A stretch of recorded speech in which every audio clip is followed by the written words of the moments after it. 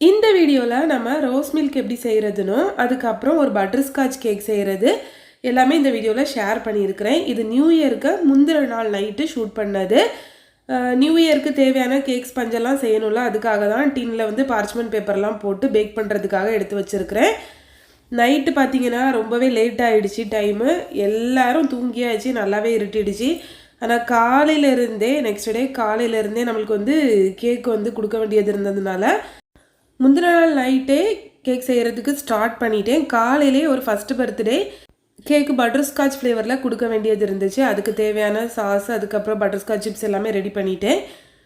அப்படியே கூடவே ரோஸ் மில்க்கும் செஞ்சு வச்சிடலான்னு சொல்லி தான் அதுக்கு தேவையான பால் எல்லாமே எடுத்து வச்சுருக்கேன். 1/2 லிட்டர் அளவு பால் எடுத்திருக்கேன். இது கூடால பார்த்தீங்கன்னா 1/4 லிட்டர் அளவுக்கு ஃப்ரெஷ் க்ரீம், அதுக்கப்புறமா தேவையான அளவு கண்டென்ஸ் மில்க் எடுத்துக்கோங்க. ஏன்னா இதில் வந்துட்டு நான் சுகர் எதுவுமே சேர்க்க போகிறது கிடையாது. இந்த கண்டென்ஸ் மில்கில் உள்ள இனிப்பு மட்டும்தான். இந்த ஃப்ரெஷ் க்ரீம் சேர்க்கும்போது இதோட டேஸ்ட் பார்த்திங்கன்னா ரொம்ப ரிச்சாக சூப்பராக இருக்கும். கண்டிப்பாக சேர்த்துக்கோங்க. இது வந்துட்டு நீங்கள் 1/4 லிட்டர் கரெக்டாக சேர்க்கணுன்னெல்லாம் கிடையாது. உங்களுக்கு எந்த அளவு திக்காக வேணுமோ அந்த அளவுக்கு சேர்த்துக்கோங்க. இது கொஞ்சம் நிறையா சேர்த்துக்கிட்டோன்னா இன்னுமே சூப்பராக இருக்கும். இது கூடவே பார்த்தீங்கன்னா நான் கண்டென்ஸ் மில்க்கும் சேர்த்துட்டு ரோஸ் மில்க் மிக்ஸும் சேர்த்துருக்குறேன். அந்த வீடியோ எடுக்க முடியலை. இதை நல்லா மிக்ஸ் பண்ணிவிட்டு ஃப்ரிட்ஜில் எடுத்து வச்சிட்டோன்னா நெக்ஸ்ட் டே யூஸ் பண்ணும்போது சூப்பராக இருக்கும்.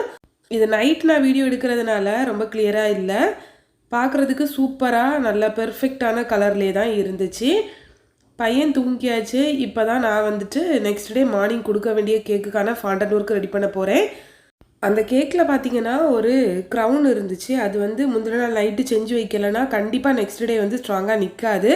அதனால் அதை செஞ்சு வச்சுட்டு அப்படியே தூங்கிட்டேன். காலையில் பார்த்தீங்கன்னா கேக் செய்கிறதுக்கு ஸ்டார்ட் பண்ணியாச்சு. க்ரீம் எல்லாமே பீட் பண்ணி எடுத்துகிட்டு 2 கேக் ஸ்பஞ்ச் செஞ்சு வச்சுருக்கேன். அவங்க 2 kgயில் டால் கேக் கேட்டிருந்தாங்க, அதனால தான் 2 1 kgயில் செஞ்சு வச்சுருக்கேன். நிறைய பேர் பார்த்தீங்கன்னா இன்னுமே என்கிட்ட கேக் ஸ்பஞ்சு அப்புறம் விப்பிங் க்ரீம் எப்படி செய்கிறது இந்த மாதிரி நிறைய கொஸ்டின்ஸ் கேட்குறீங்க. நான் இது எல்லாமே ஆல்ரெடி வீடியோஸ் அப்லோட் பண்ணிட்டேன். பார்க்காதவங்க போய் கண்டிப்பாக செக் பண்ணிக்கோங்க. நம்ம ப்ரீவியஸ் வீடியோவில் கேரமல் சாஸும் அதுக்கு கூட உள்ள இந்த பட்டர்ஸ்காட்ச் ப்ரலைனும் எப்படி செய்கிறதுன்னு அப்லோட் பண்ணிட்டேன். அதில் வந்துட்டு நான் பட்டர்ஸ்காட்ச் எசன்ஸ் சேர்த்துருந்தேன். இது வந்து பட்டர்ஸ்காட்ச் மிக்ஸ் சேர்த்து செஞ்ச கேக்கு. சூப்பர் ஃப்ளேவராக இருந்துச்சு. அந்த கலர் பார்க்கும்போதே உங்களுக்கு தெரியும்.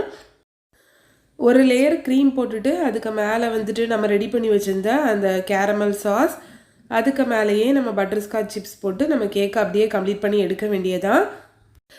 ஒரு சிலர் பார்த்தீங்கன்னா ப்ரௌனியில் வந்துட்டு அக்கா முட்டைக்கு பதிலாக என்ன சேர்க்கலாம், தயிர் சேர்க்கலாமான்னு கேட்குறீங்க.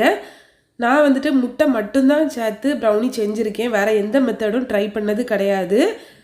உங்களில் யாராச்சும் ஒருத்தர் வந்து ப்ரௌனி முட்டையை தவிர்த்துட்டு வேறு ஏதாவது இன்க்ரீடியன்ட் சேர்த்து ப்ரௌனி செஞ்சுருந்தீங்கன்னா கண்டிப்பாக கமெண்ட்ஸில் ஷேர் பண்ணுங்கள். வேறு சப்ஸ்கிரைபர்ஸ்க்கு யூஸ்ஃபுல்லாக இருக்கும். அதனால தான் நிறைய பேர் கேட்குறீங்க. எக்லெஸ் கேக்கு, எக்லெஸ் ப்ரௌனி எல்லாம் கேட்குறீங்க. நான் கண்டிப்பாக சீக்கிரத்தில் ஷேர் பண்ணுறேன். இது 2 kg டால் கேக்குங்கிறதுனால உள்ளே வந்துட்டு நம்ம டவல்ஸ் எல்லாமே வைக்கணும், இல்லாட்டி கேக் மறைஞ்சி போயிடும். அதனால தான் நைட் ரெடி பண்ண ஃபாண்டன் ஒர்க்ஸ் எல்லாமே நல்லா ட்ரை ஆகிடுச்சு. இனிமேல் இதுக்கு கொஞ்சம் கலர் அடிக்க வேண்டியது இருக்குது. அந்த நம்பர் 1 இருக்குல்ல, அதுக்கும் அந்த யானி படிக்கும் வந்துட்டு கோல்டன் ஃபுட் கலர் வந்து கொஞ்சம் அடித்து விடணும். அப்போ தான் பார்க்கறதுக்கு நல்லா இருக்கும். எல்லாம் ஒட்டுமொத்தமாக ஒயிட் கலரில் இருந்தால் நல்லா இருக்காது பற்றியில். அதனால தான் கலர் அடிக்கிறதுக்கு ஸ்டார்ட் பண்ணிட்டேன். ஸ்கூலில் கூட இவ்வளோ பொறுமையாலாம் நான் கலர் அடித்ததே கிடையாதுங்க. இப்போ வேறு வடிக்க கிடையாது. கேக்கில் வைக்கக்கூடிய இந்த டெக்கரேஷன் ஒர்க்குக்கு கலர் அடிக்க வேண்டியது மாதிரி ஆகிடுச்சு.